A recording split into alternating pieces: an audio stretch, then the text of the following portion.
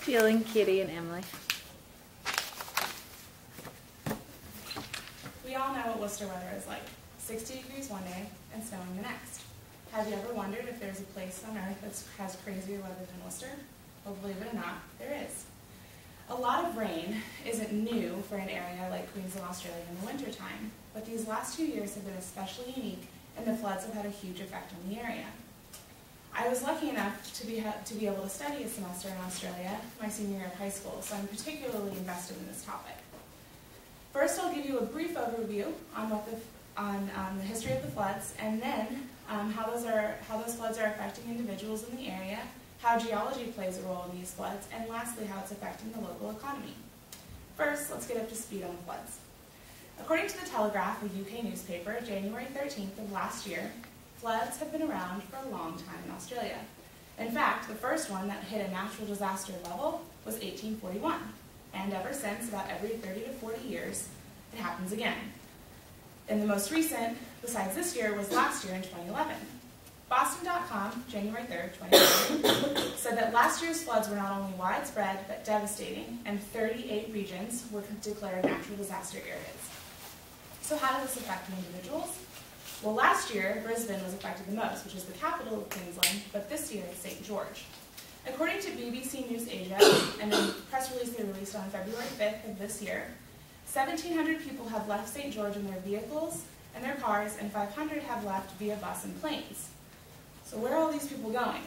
Well, according to an online radio clip, blogs.abc.net.au, they're going to local evacuation centers in Dalby, Toowoomba, and they're also staying at the Royal National Agricultural and Industrial Association of Queensland, which is essentially state fairgrounds.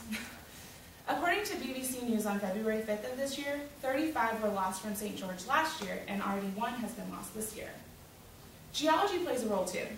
According to a Courier-Mail article, which is a local newspaper in Queensland, on February 9th of this year, 80% of rural properties are in flood areas.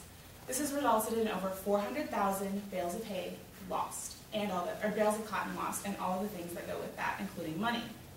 Some of you may be familiar with the El Niño oscillation cycle if you've ever taken a geology class, but according to the National Ocean Service website, it consists of 2 phases that normally last 9 to 12 months. The El Niño phase, which is the drought phase, and the La Niña phase, which is the rain phase.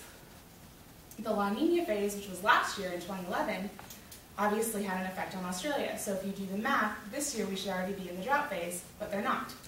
According to a Wall Street Journal article of January 26th of last year, Australia's weather will continue to be unpredictable in the coming months and years.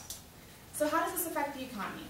Well, the local economy, restaurants have had to replace flooring and even restore the storefronts. However, some have had to take more of a sacrifice.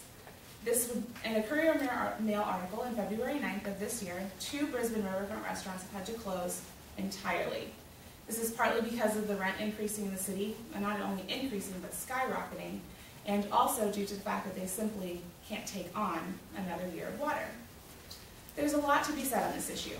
I've been merely giving you a brief overview of background, how it's affected the individuals, how the geology plays a role, and it's affecting the local economy. But next time the weather's crazy in Worcester, just know that it's crazier someplace else.